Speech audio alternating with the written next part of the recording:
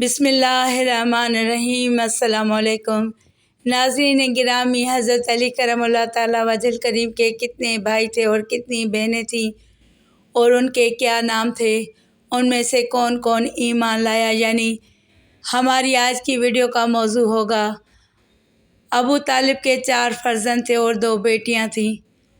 ان کے نام بالترتیب ذکر کیے جاتے ہیں۔ سب سے بڑا بیٹا طالب تھا، اس کے بعد عقیل، اس کے بعد جعفر اور سب سے چھوٹے فرزند علی المرتضیٰ شیر خدا رضی اللہ تعالیٰ عنہ ہیں۔ جس طرح حضرت جناب نبی کریم صلی اللہ علیہ وآلہ وسلم کی 4 بیٹیوں میں سب سے چھوٹی حضرت سیدہ فاطمہ خاتون جنت رضی اللہ تعالیٰ عنہ تھی، اسی طرح ادھر حضرت علی رضی اللہ تعالیٰ عنہ اپنے باپ کے سب سے چھوٹے فرزند تھے۔ حضرت علی المرتضیٰ شیر خدا رضی اللہ تعالیٰ عنہ کے بھائیوں میں سے طالب سب سے بڑا تھا، اسی کی وجہ سے حضرت علی رضی اللہ تعالیٰ عنہ کے والد عبد مناف کو ابو طالب کہا جاتا ہے۔ علماء نے لکھا ہے کہ جنگ بدر کے موقع پر مشرکین مکہ نے زبردستی طالب کو جنگ کے لیے گھسیٹا، جبکہ وہ جانا نہیں چاہتا تھا، لیکن جب قریش لے گئے تو وہ دوران میں جنگ سے غائب ہو گئے اور ان کی کوئی خبر نہ ملی اور بالآخر اس کی موت کفر پہ ہوئی تھی۔ عقیل بن ابی طالب، باقی 3 بھائیوں میں عقیل سب سے بڑے تھے، ان کی کنیت ابو یزید ہے۔ عقیل ابتدا سے ہی اسلام کو پسند کرتے تھے، مگر قریش مکہ کے ڈر کی وجہ سے علی اعلان اقرار نہیں کرتے تھے۔ عقیل جنگ بدر میں مشرکین مکہ کی طرف سے شامل ہوئے تھے، پھر بدر کے قیدیوں میں حضرت عباس رضی اللہ تعالیٰ عنہ کی طرح یہ بھی قید ہو گئے تھے۔ بعد میں حضرت عباس رضی اللہ تعالیٰ عنہ نے ان کا فدیہ ادا کیا اور آزاد کروایا تھا۔ آزاد ہونے کے بعد مکہ واپس گئے اور 8 ہجری میں باقاعدہ اسلام لا کر ہجرت کا شرف حاصل کیا اور غزوہ موتہ میں شریک ہو کر مکہ واپس گئے تو وہاں جا کر بیمار پڑ گئے۔ حضرت عقیل چونکہ مفلس و مقروض تھے، اس لیے ایک مرتبہ قرض کی ادائیگی کی فکر میں حضرت علی رضی اللہ تعالیٰ عنہ کے پاس بھی گئے تھے۔ انہوں نے بڑی پذیرائی کی۔ حضرت امام حسن رضی اللہ تعالیٰ عنہ کو حکم دیا، انہوں نے لا کر کپڑے بدلوائے۔ شام کو دسترخوان بچھا تو صرف روٹی، نمک اور ترکاری آئی۔ عقیل رضی اللہ تعالیٰ عنہ نے کہا، بس یہی سامان ہے؟ حضرت علی رضی اللہ تعالیٰ عنہ نے فرمایا، ہاں۔ عقیل نے آنے کا اصل مقصد بیان کیا کہ میرا قرض ادا کر دو۔ حضرت علی رضی اللہ تعالیٰ عنہ نے پوچھا، کس قدر ہے؟ کہا 40,000۔ آپ نے جواب دیا، میرے پاس اتنا روپیہ کہاں، تھوڑا صبر کیجیے، جب میرا وظیفہ ملے گا تو آپ کو دے دوں گا۔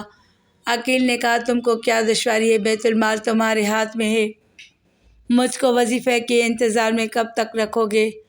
حضرت علی رضی اللہ تعالیٰ عنہ نے فرمایا، میں مسلمانوں کا امین ہوں، آپ چاہتے ہیں کہ خیانت کر کے ان کا مال آپ کے حوالے کر دوں؟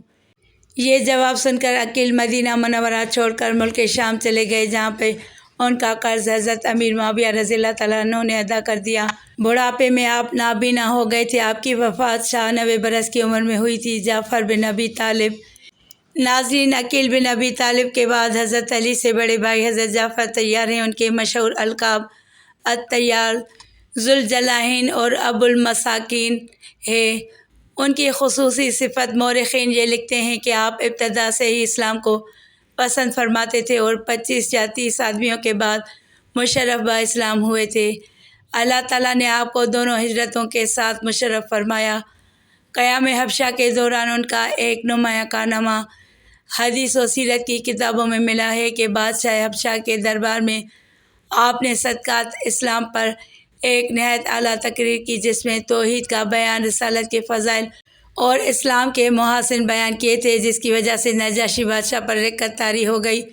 طیار اور ذوالجناحین کا لقب ملنے کا یہ راز ہے کہ غزوہ موتہ میں شدت قتال کے وقت حضرت جعفر رضی اللہ تعالیٰ عنہ کفار کی افواج کے اندر گھس کر حملہ آور ہوئے۔ آپ کے دونوں بازو قلم ہو گئے، اپنے بدن کے سامنے والے حصے پر 54 زخم کھا کر شہید ہوئے۔ علماء نے لکھا ہے کہ آپ کے بدن مبارک پر کل 90 زخم آئے تھے۔ آن جناب صلی اللہ علیہ وآلہ وسلم نے فرمایا کہ ان کو جنت میں دونوں بازوؤں کی جگہ 2 پر عطا فرمائے گئے ہیں اور وہ جنت میں پرواز کرتے ہیں۔ اسی بنا پر حضرت صلی اللہ علیہ وآلہ وسلم ان کو ذوالجناحین اور طیار کے القاب سے نوازا۔ حضرت جعفر طیار رضی اللہ تعالیٰ عنہ کی عمر شہادت کے وقت 41 برس تھی۔ ناظرین گرامی، فاتح خیبر رضی اللہ تعالیٰ عنہ کے دو حقیقی ہمشیرگان ام ہانی اور جمانہ تھیں، اور ان کی والدہ محترمہ حضرت فاطمہ بنت اسد بن ہاشم بن عبد مناف ہیں۔ ام ہانی بنت ابو طالب ہجرت مدینہ نہ کر سکی تھی۔ فتح مکہ کے موقع پر آپ مسلمان ہوئیں، اور ان کا اپنا قول ہے کہ میں نے ہجرت نہیں کی، میں طلقہ سے ہوں۔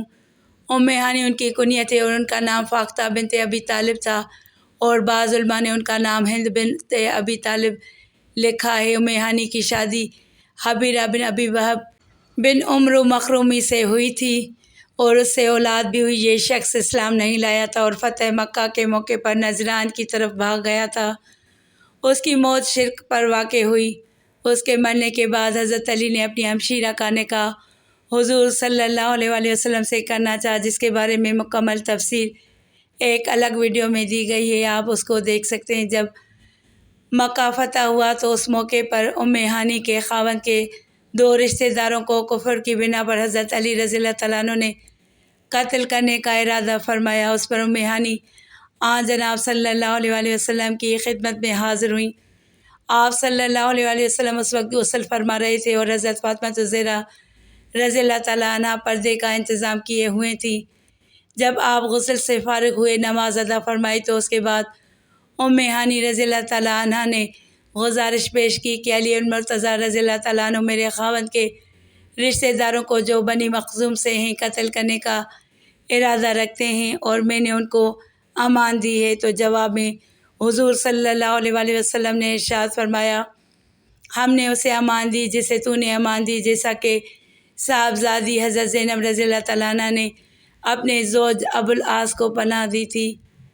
جمانہ بنت ابی طالب۔ جمانہ بنت ابی طالب کا نام کتب میں بہت کم ملتا ہے، مگر ان کے حالات سے کوئی آگاہی نہیں ہوتی۔